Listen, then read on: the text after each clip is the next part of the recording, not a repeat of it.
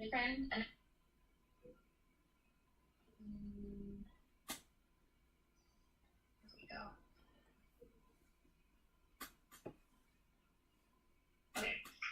so let's first talk about, we can go with diabetes. Well, let's stick with endocrine. A lot of students struggle with endocrine. Endocrine is not an easy topic.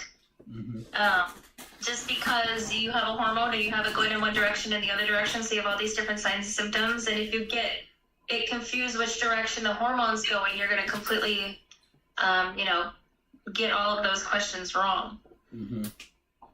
So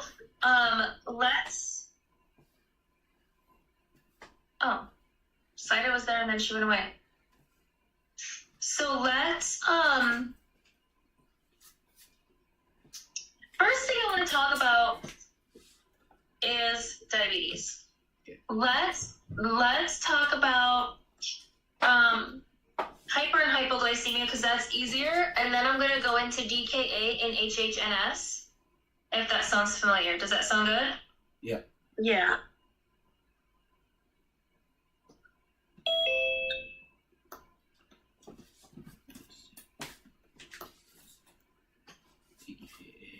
Hi, Saida.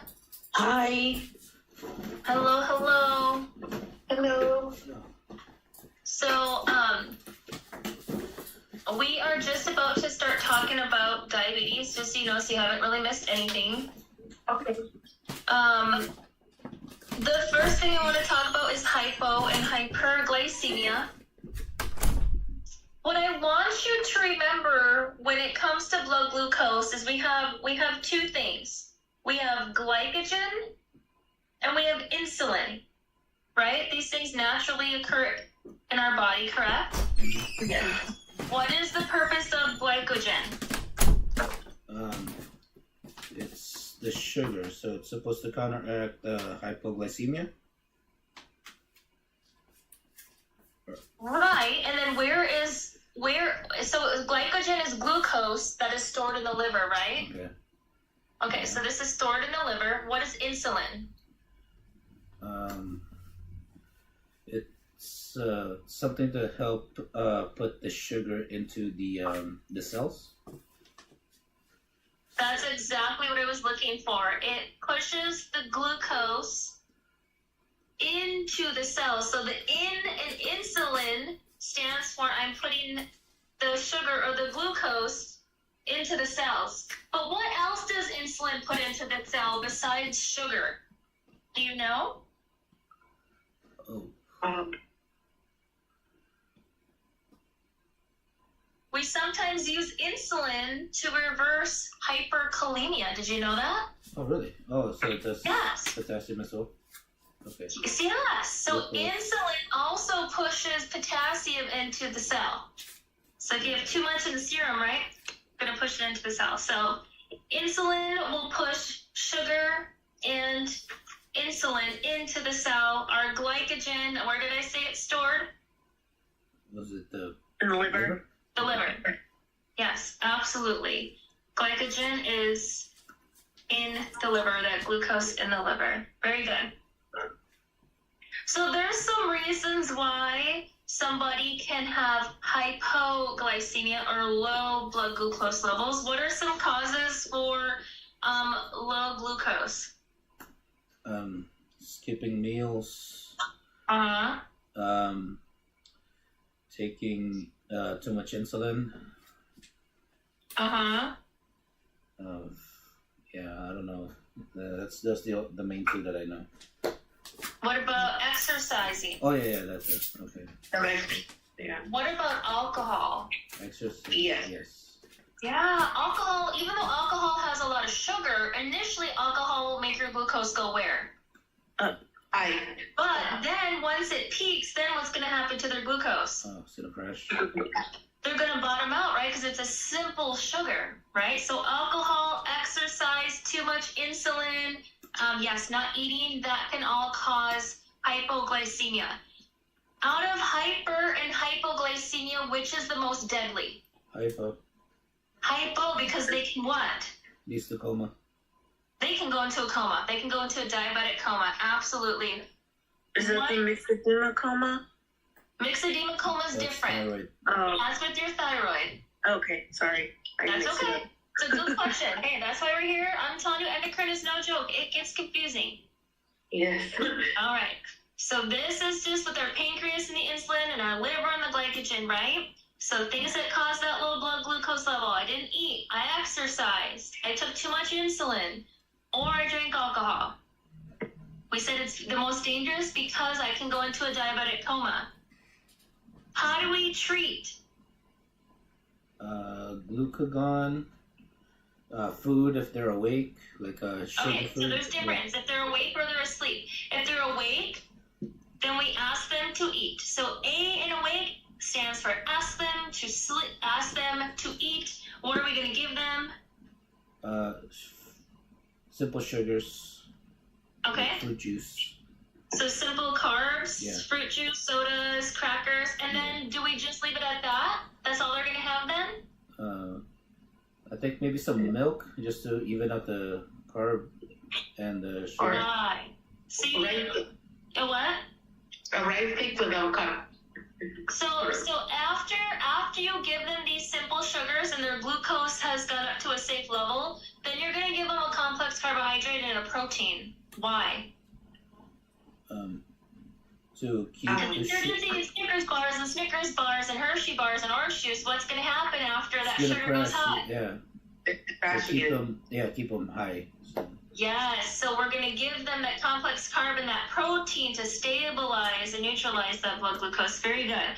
If they're not responsive and it would not be safe for them to eat because they could aspirate or it would just poke it in their teeth, then how do we treat that hypoglycemia? I forgot what the thing was called. The thing was was it glucose or glucose? Glucose. It's at the tip of my tongue, but was it You're close. Hold on. gluconate? No, that's the heart. How do we give it? It's How do we IV. get this drug you're trying to remember? Yeah, it's a shot. You're out. Yeah. It's an IM. Yep. Yes. So we give them glucagon. Yeah, okay. Glucagon. Okay. It's a glucagon. That we can give them an IM shot. If they're hospitalized, and we can even give them intravenously or intraosseously, which means into the bone, we can give them a dextrose of solution too. But you're Yes, that's right. That's close to 50%. Yeah, D50 or something like yeah, D50, absolutely. Yep, but our first line of choice is going to be that IM glucagon. that. Either IM or IV substitute. So glucagon is going to be IM. If you're going to do the D50, then that's IV or IO, which means intraosseous, like a needle that goes into the bone. Oh, okay. That's usually if they're extremely dehydrated, where we have to get into the bone because we can't do a line, we can't get into their vein because the veins are collapsed. Okay. All right. So we talked about hypo. Let's talk about hyper. Okay. So hyper. This is usually blood glucose over what? 100 and 200? Is it 200? No. Like 150, right? Or 115? 115. Very good. And then to me, I say that there's 4 S's to cause somebody to go hyperglycemic or have high blood glucose. What are those? What can cause people's sugars to go high? Stress, Uh-huh. skipping insulin, sepsis. Oh, girl, you've been studying. Well, you told me yesterday. I better remember. See? So sepsis, somebody having some type of infection, whether they're diabetic or not, our glucose will go high. Okay. Because we have what? These stress hormones that are released from the adrenal glands, right? Those adrenals look like those little lumps sitting on top of our kidneys. Mm-hmm. That's our adrenal glands. When our body's under stress, whether I'm diabetic or not, it's going to release a stress hormone called Cortisol? cortisol. Justin, high five through Zoom. Yeah. So that cortisol's released, so that corticoid steroid that's naturally my body's released, what's that going to do to my glucose? Send it up. So even in diabetics, that's one reason why my glucose can go high. So we said sepsis. We said stress. So things like surgery and things like that. That's also going to increase that stress hormone, right? We said skipping your insulin. Obviously, your insulin pushes your glucose and your potassium into the cells. Well, if I'm not taking my insulin, where's my glucose level? Yeah, it's going up. There we go. And then steroids. Well, we talked about cortisol, and cortisol is a what?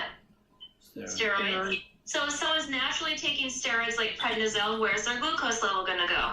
Yeah. Up. There we go. So how do we treat hyperglycemia? Insulin. Insulin. Bingo. Give me your insulins. Give me your insulins from fastest acting to longest acting. Rapid. Give me an example of rapid. Lispro. Aspar, Aspar. right? Yeah. What's the onset of your rapids? 15 to 30 minutes. Ooh, and then what's your peak? 1 to 3 hours. Okay, 60 to 90 minutes. Very good. And give me your next one. What's the next in line? Regular. Yeah. Regular. Tell me about regular. It's Humalon and Okay. Novolon. Okay. What is your peak here? That one doesn't have a peak.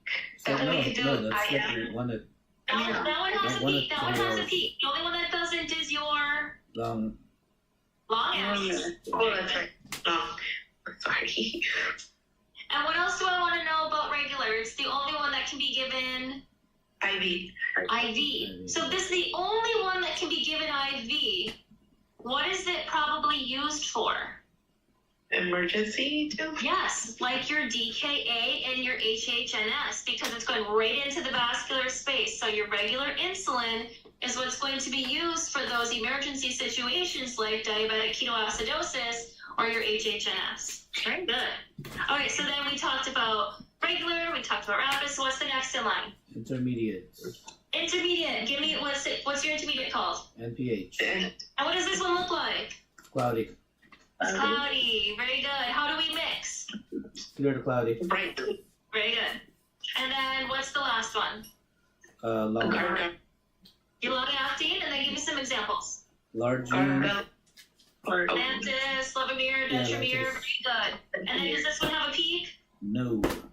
No, it doesn't. How long is this in the system? 24. 12 to 24 hours? Or no? 24 hours. Yeah. Very good. Very good.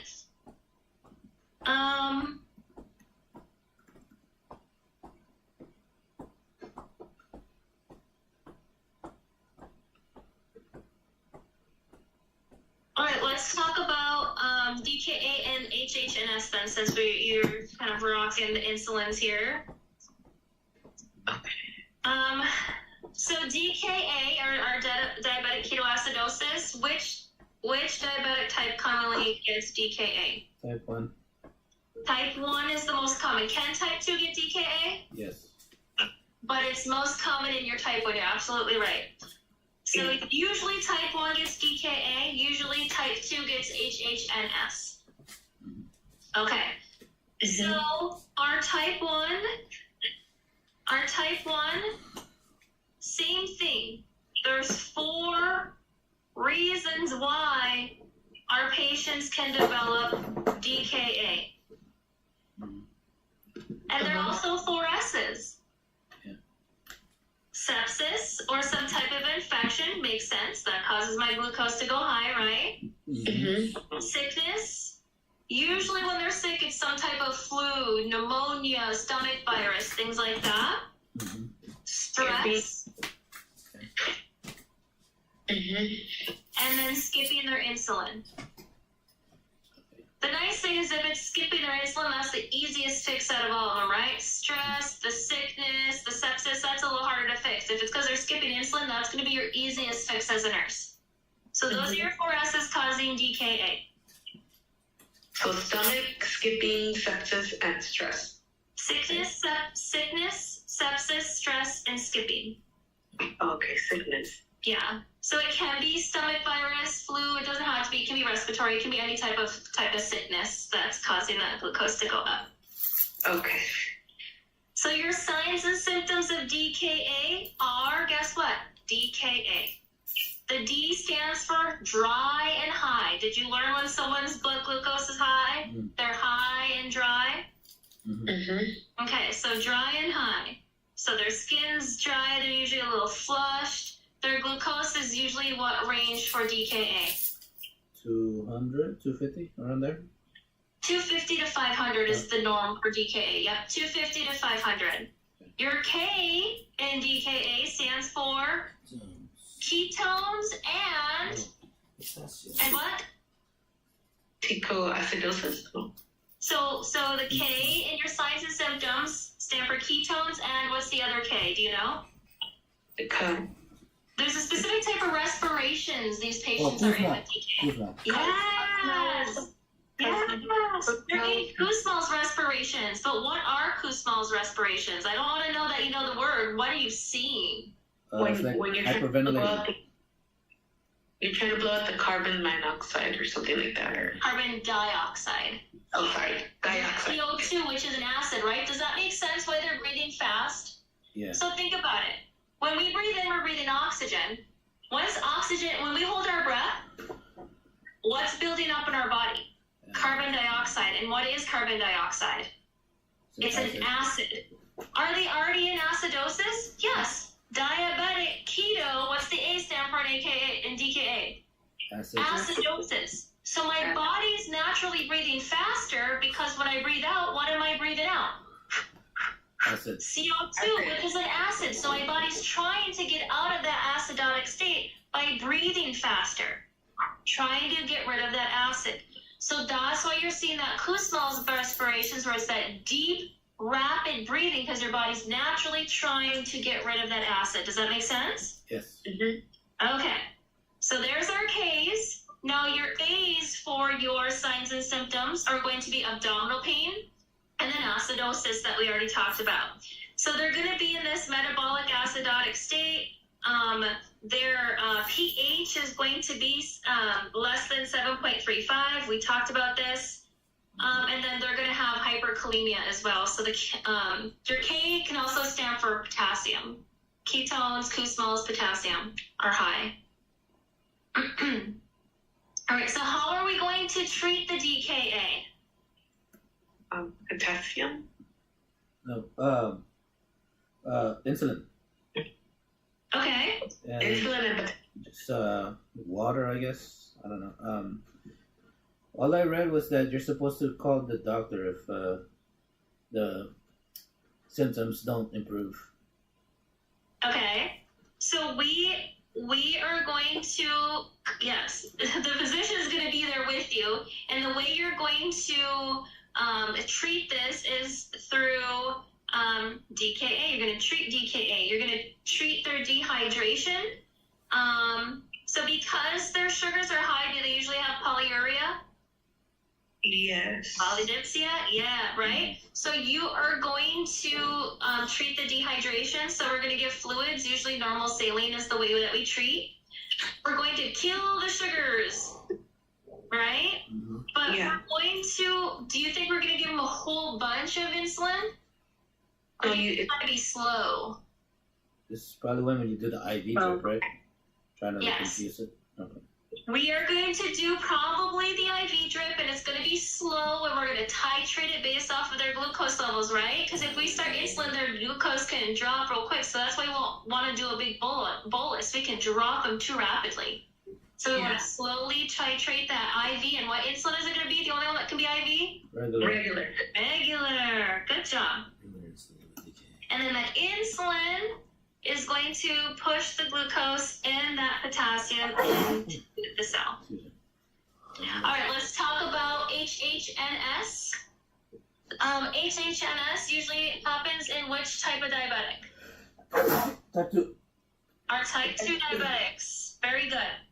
So the underlying causes for HHNS and our type 2 diabetics is usually illness, infections, or unfortunately, it's just common with our older diabetics. Age can lead to just HHNS from occurring. So here, I'm more worried about HHNS than I am DKA. Let me tell you why. Your signs and symptoms of HHNS are going to be what? HHNS. The first H is going to stand for highest sugars. These are the highest blood glucose levels you will likely see. You're going to see sugars of 600 plus. Over 600. Is that high? Yes. That is shockingly high. So that's why this one's pretty dangerous, okay? Yes. It can be very deadly. Your next, so your first H stands for highest sugars, over 600 plus. Your next H is going to stand for higher fluid loss. So they're even more dehydrated than your DKA patients. They have extreme dehydration. Not good. Your next H is going to stand for head changes. Head changes, what I mean is there's going to be changes in their level of consciousness. They're going to be confused. They're going to have these neurological manifestations. The N stands for no ketones, no acid.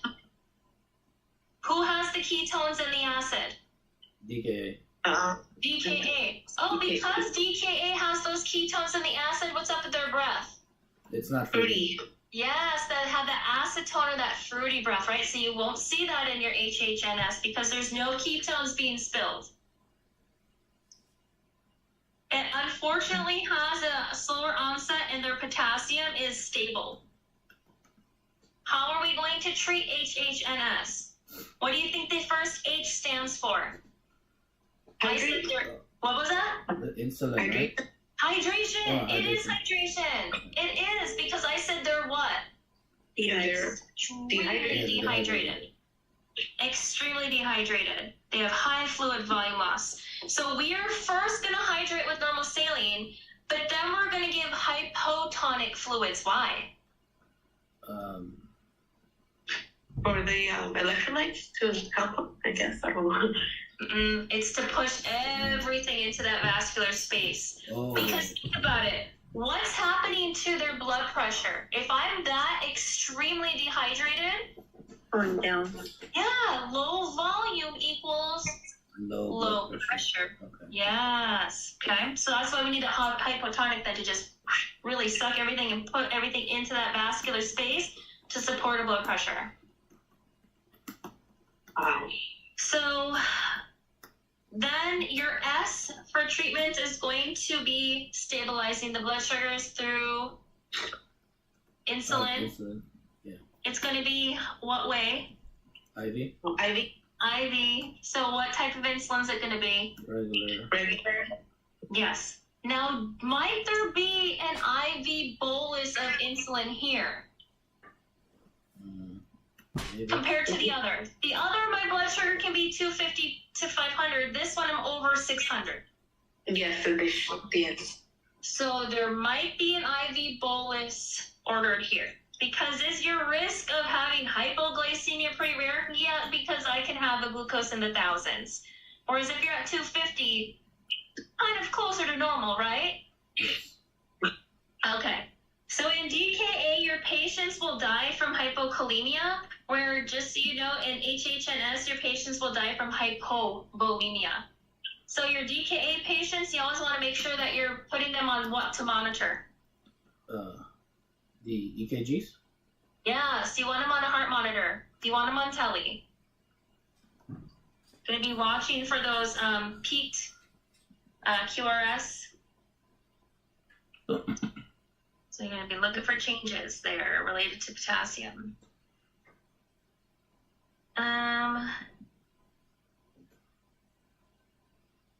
You good on that? Do you feel good on that? You sound like you got it. What was what was DKA again? Like how could it turn fatal? Oh, low potassium, hypokalemia. Oh, for both of them?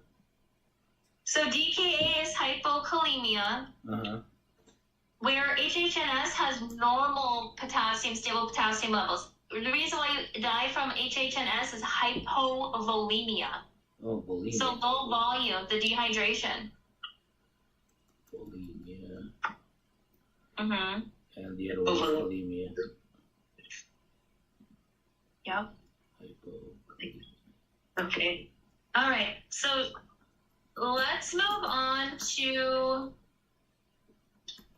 let's talk about DI versus SIADH. Remember, DI, diabetes insipidus, does this have anything to do with diabetes mellitus? No. No, nothing to do with that. Absolutely nothing to do with that. Okay. So, the DI, circle the DI. Circle your DI. That stands for what? What is happening in DI? You're dry inside. Yeah. So DI stands for dry inside. They're diuresing. The DI stands for diuresing. Because what's going on with the antidiuretic hormone? Do they have too much or too little? Too much? Too little? Anti means against. Yeah. And you don't want to diurese. You're not Diuresing okay, hormones. so there's less. Do I have too much against diuresing hormone or too little against diuresing? Am I peeing a lot or am I not peeing a lot? It's too little. No, this will be What? He's peeing a lot. Yeah, so Okay. too little then, right? Yes. So your ADH hormone is low. Yes. Because against diuresing hormone, right? And I'm not against it. I'm going too much, so I have low ADH, right? Mm-hmm. So you're diuresing here. You have diluted urine. You have very dilute urine. Your spec grav is very low. Some of the lowest specific gravities I've ever seen in my life have been from patients who have DI. I mean, I'm talking like 1005. You know what I mean by that? 1.005 for your spec grav. I've seen the lowest specific gravities ever in this case. They're dry inside, so they're high in dry labs. So they have this hyperosmolality. They have what else is high? That's not good. Natremia? Yeah, hypernatremia. So what does that mean? Too much salt. Yeah. Yeah. I have too much salt. Very good. Is their skin going to feel dry? Yes. Mm-hmm. Are they going to have dry mucous membranes? Yes. Yes. Are they going to be thirsty? Mm-hmm. Yes. Yes. And if I have low volume, where's my blood pressure? Low blood pressure. Low blood pressure. Very good. How do we treat this? Is it vasopressin? Yeah, vasopressin. Or your desmopressin or your DDAVP. Yes, that's what we give. That will decrease your urinary output.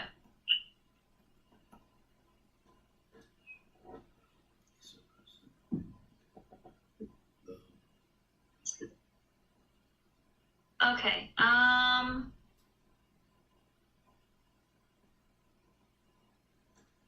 If we give desmopressin, though, what can it reverse? Desmopressin. Desmopressin or DDAVP we give. What can happen to our sodium levels once we give the desmopressin? Oh. We were naturally high. We were over 145. Now I give the DDAVP to regulate my urine. Where's my sodium now go? Too low? Yeah, so you want to watch that sodium level in these patients when you start treating DI. And what does the N and NA for sodium stand for? Neurological symptoms. So if I go too low, I'm at risk for what? Low sodium, I'm at risk for what? Seizures? Seizures. Yes. Mm-hmm. So you gotta watch that sodium level. If it starts getting low, seizure precautions. Sometimes we'll even give prophylactic anticonvulsants to prevent seizures. Mm-hmm. Seizures and death. Yeah, seizures can lead to, low sodium can lead to seizures, can lead to death. So some of the causes for DI, usually we can have a tumor on the brain that's hitting the pituitary gland and things like that. Or anything transsphenoidally. Do you know what that means? Transsphenoidally. So transsphenoidal surgeries are very common cause of DI? What does transsphenoidal mean? Is that when you go through the nose and try to It mess with the pituitary gland or something? It is, and it doesn't even have to be the pituitary, just like part of the brain. So any procedure that goes through the nose to the brain puts your patient at high risk for DI. So the NCLEX loves to ask questions regarding some transsphenoidal procedure was done, you're getting ready to discharge them, and then your patient just goes and pees like 2 liters. Are you going to send them home? No. No, right? You're worried that they develop DI. Yeah, so trauma, tumor, seizures, those are the very common underlying causes for DI. Mm-hmm.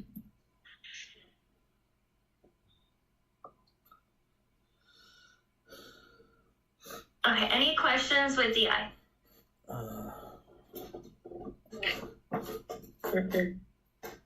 Okay, so let's talk about the opposite. So we just said DI, we have low ADH, SI-ADH, we have what? So SI stands for soaked inside, DI dry inside, SI soaked inside. Mm-hmm. So my ADH is where? Too much. Yep. Very good. That adds the water. Mm-hmm. Yep. The H2O. SI adds the H2O. H2O. All right, so what's our signs and symptoms of SI-ADH? Well, Weight gain. Okay. Chubby. Liquid retention. So fluid retention leading to that weight gain, okay? They have sticky urine, like they don't have watery urine like the other one. yeah, Right. high osmolality, yeah. The concentrated urine. So their spec grab is high here, like 1030 or plus. Yep. They have headaches. Uh-huh. Headaches aren't good. And what are the headaches related to? The sodium. Yeah, but where's the sodium level? It's low, right? It's Very low. low. Okay. So think about it. This is how I think about it. Put a cup. Put this much water in a cup. And you add, let's say we add a tablespoon of salt to the cup. Mm-hmm. How's it going to taste? Salty. Okay. Now I'm going to add, but not change the amount of salt in there. I'm going to add more water to it. How's it going to taste? Less Not So- salty, right? yeah. So same Yeah. thing here. I have the same amount of salt in my blood, but I've just added more blood to it. Ooh, I'm going to have diluted blood, right? My salt is going to be low. Low, yeah. So I'm going to have hyponatremia here. So my sodium level is going to be under what? 135. Mm-hmm. Mm-hmm. Under 135. And I said the N and NA, which is the abbreviation for sodium, stands for what types of signs and symptoms when I have hyponatremia? Neurologic.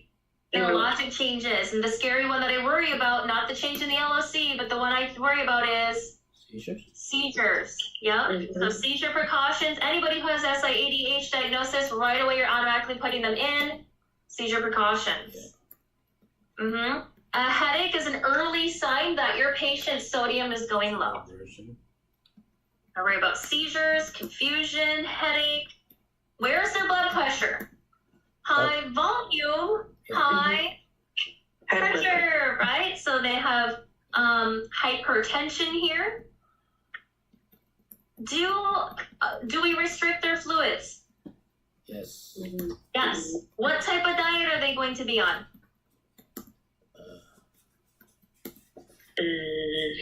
Most Americans naturally have this type of diet. High protein. High sodium. They're losing it. So high salt. Yes, okay. good job. You're going to give them a high sodium diet, right? So we're going to restrict their fluids, give them high sodium to counteract that hyponatremia. And then are we going to give them diuretics? Yes. Yeah, Yes. you kind of get rid of that fluid to alleviate that pressure, right? So it's a kind of a balance. We wanted them to eat salt, but we wanted, get rid of the fluids. Spironolactone, right? So that you don't. We're going to what? Well, are we doing spironolactone or are we doing furosemide? So if we do low dose loops, but it'll just be very low dose. It won't be like a normal or high dose. The loops will be lower on the lower end. Okay. Okay. Yep. Some causes can be certain types of cancer, specifically lung cancer for SIADH. Even more specific, small cell lung cancer has been linked to high diagnosis of SIADH. Brain trauma, brain swelling, meningitis, sepsis that leads to the brain and spinal cord. That is all causes of SIADH. Mm-hmm.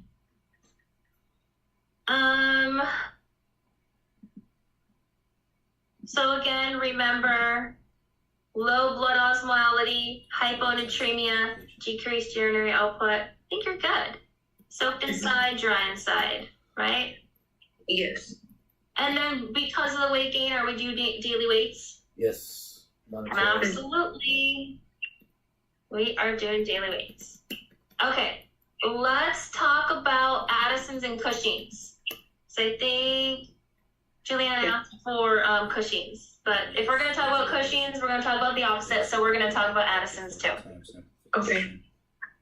All right, so with Addison's, where is our hormone going? Up or down? Down. Yeah. No, down for Addison's. For Addison's? Yeah, because she needs to add the steroid. Yes, you need to add. So in Addison's, which ones are usually low in Addison's? Cortisol and aldosterone. Yes, cortisol and aldosterone are usually our two that are low, right? The adrenal glands, those little lumps on top of the kidneys, they're not producing enough steroids or cortisol or aldosterone. So because of this, our symptoms are going to be low blood pressure, low temperature, right? We have that cold intolerance. Where's my sodium level going to be? Low.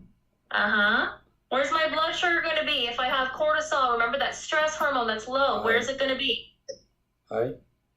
Well, think about it. We said cortisol, that stress hormone, increases my low, glucose, low. right? But in Addison's, I need to add it. So if it's low, where's my glucose going to be? Low blood sugar. Low, right? Very good. And that because of that decreased aldosterone, my salt is going to be low, my sodium is going to be low. So if I have low blood sugar, if I don't eat, how's my energy? Okay. Low. Low, right? So because of blood glucose being low, I'm gonna be tired and lethargic. What about weight? You're skinny, right? Yeah, you're gonna lose weight. You're gonna lose fluid. Very good. What is gonna go high in this patient though that I'm really worried about? Potassium? Yes, the potassium. Your K goes high in this.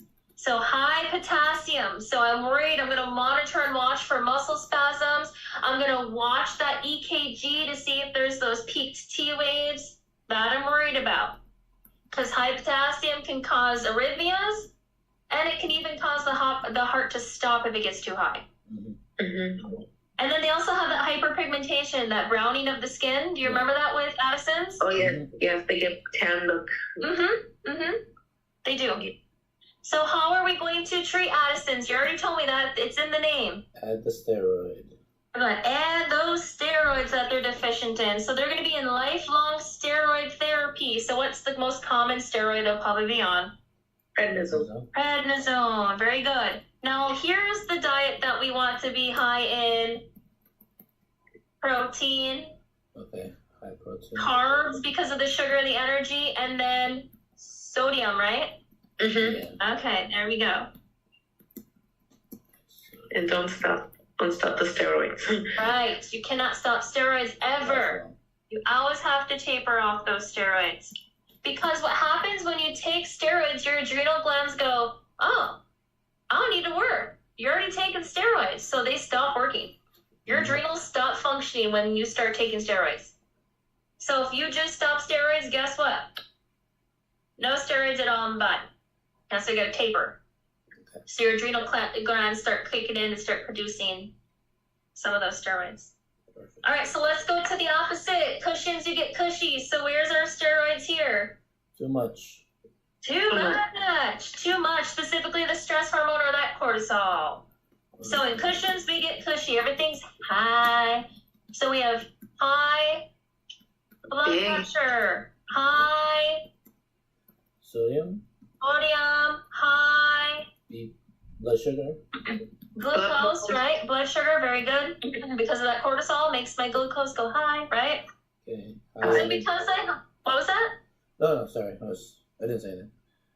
So because I have this high glucose from the high cortisol, what am I at risk for? Diabetes. You can get steroid-induced diabetes, yes. But I'm also at risk for, because of the blood sugar, even diabetics, because of their high sugar, they're at risk for what? Infection and delayed wound healing, right? Oh, that's right. Yes, I forgot about it. They also get excessive hair. What is that medical term called? Hirsutism. Hairy suit. Hirsutism. Yeah. So it can be on the face, but it can be the entire body.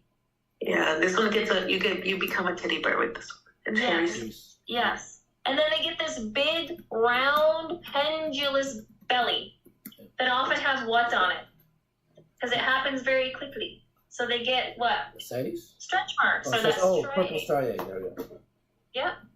Oh yeah, you get a hunchback too. What's that called? Buffalo hump. The buffalo hump, and then the Moon face. moon face, buffalo hump, stretch marks, rosy cheeks. And Alex loves to ask those questions regarding Cushing's. Yeah. So how are we going to decrease this excessive cortisol in the body? I forgot that. Well, if I guess they can have a surgery if it has a tumor, right? Or Absolutely. If there's a tumor, then we'll surgically remove and then the tumor off of the gland. Yeah. And then If we remove the tumor off of the gland, then do they often have to have hormone replacement?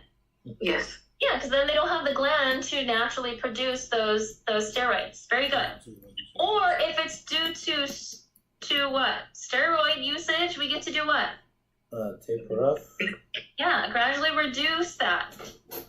Would it behoove someone who has Cushing's to decrease their stress level?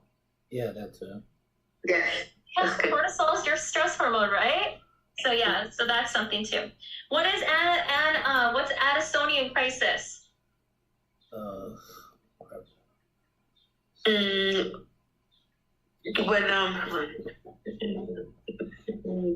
When they're not getting any. Yeah, when we are completely deficient, no production of our cortisol. So that happens when the adrenal glands do not produce enough cortisol, Addison's. Or how can a Cushing's person get Addisonian crisis? Can a Cushing's person go into Addisonian crisis? I guess if they get rid of the steroids too fast, maybe? Yeah, absolutely. Okay. If we have that sudden halt in that cortisol, or we just removed the tumor off of the adrenal gland. Absolutely. I think you guys are liar lips. I think you know this stuff really well. Crisis. Well, that's because I've been torturing you all week. I think you're gonna do really well. Let me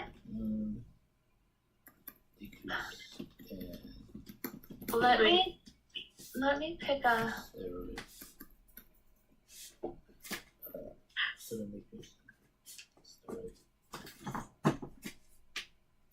Ooh, which disorder will you see exophthalmos? Oh, hyperthyroidism. What's the other name for it? Graves' disease.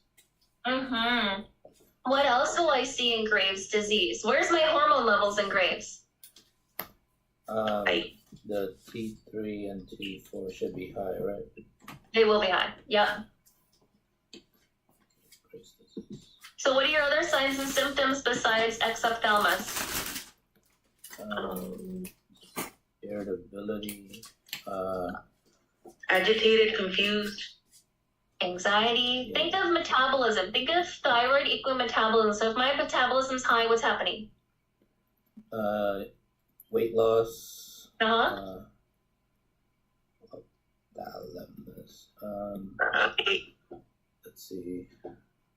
You got your big eye, your eyeballs. Yep, that's the Yeah, exophthalmos. exophthalmos. And then I have anxiety, weight loss, heat intolerance. Oh, yeah. Am I sleepy? High blood pressure. Insomnia, tachycardia. Okay, Out of sweaty. very good. And what's the opposite of Graves? Hashimoto's. Hypothyroidism. Hypothyroidism. Yeah. Very good. What are your signs and symptoms there? Low energy, low weakness, muscle pain. Tired, constipation, Cold intolerance. cold intolerance, weight gain, right? Yeah. How do we treat hypothyroidism? Levothyroxine. Yep. When do you give this? What time of day do you want to give your Synthroid or your levothyroxine? First thing in the morning before breakfast. Why? So they don't. Yeah, go ahead. So they don't go to sleep at night. Right. It can cause insomnia, right? Yeah. Yes. Okay. Very good. How do we treat Graves' disease? Was it PTU They get and methimazole? Yep. Or Lugol's solution too. Oh yeah, Lugol's. Yeah. You can give I-131, that radioactive iodine. Yeah, radioactive iodine. That just destroys the cells on its own. Let's say we're going to remove the thyroid or part of the thyroid. What am I at risk for causing when they go in and surgically manipulate the thyroid? Airway obstruction. Okay, airway obstruction I'm going to worry about, right? Because it's right near my trachea, swelling, right? So oftentimes I'll have a trach kit right next to the bed in case they have to do emergency trach. What else can happen? Your thyroid's very vascular, full of blood vessels. And where do your thyroid hormones hang out? On the neck.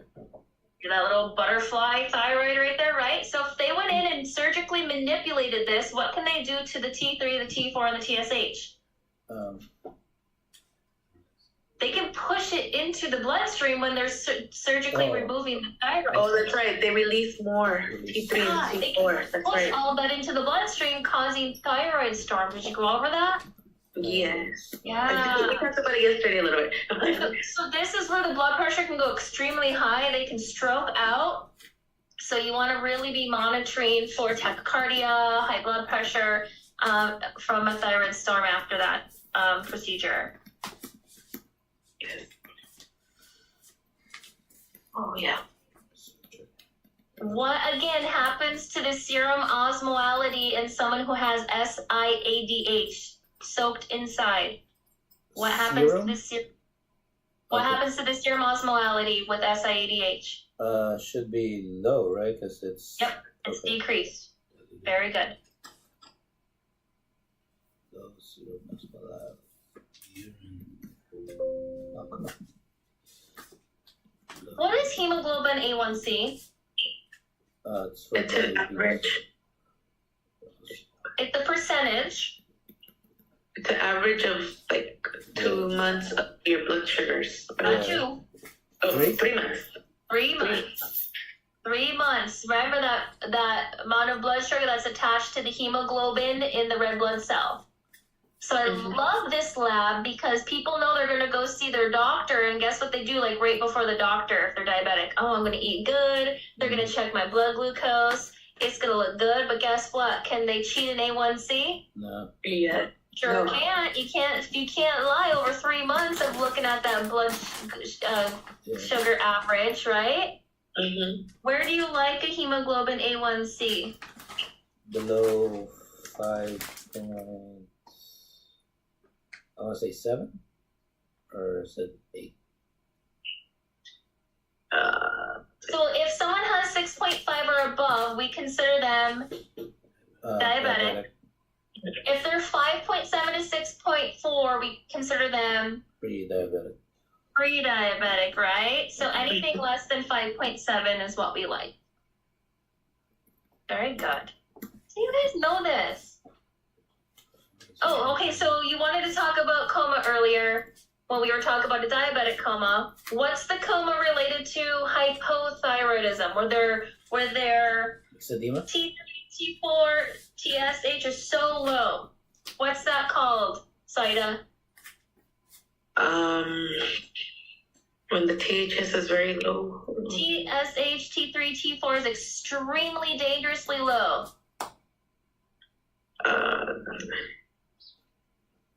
They'll have a change in their mental status. They'll have extreme hypothermia. Their other organs can start shutting down. It's related to thyroid. And my ex, Yeah. I said edema or something. I cannot say it, but Mixed edema. Yeah, Mixed edema. Mixed edema coma. How do we treat mixed edema coma?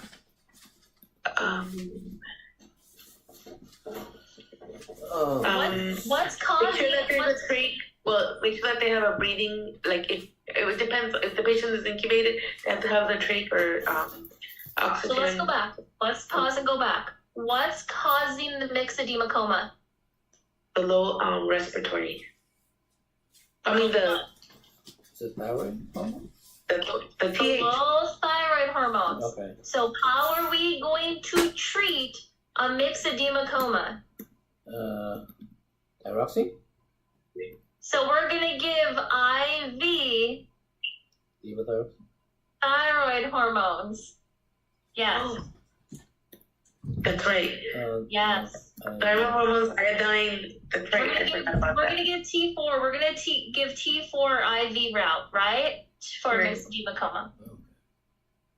God, I forgot about that. It's okay. Okay. And then from that, we're gonna go to obviously back to oral, but okay.